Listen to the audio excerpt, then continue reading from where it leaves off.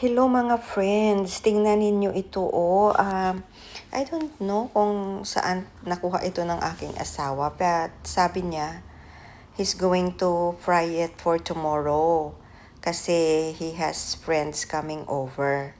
Oh my goodness, gusto ko siyang hawakan. I can't. I will ask him to hold it up. Okay. Oh my goodness. Makagat ka, pero patay na. Amo na. Patindugon niya, patayuin niya, tingnan ninyo. Parang snake talaga, 'di ba? Oh my goodness. Pero galing siya ng dagat. Para rin siyang kapamilya siguro ng eel, pero a different kind of eel. Pero ang tawag nila dito ay moreya. Ayan.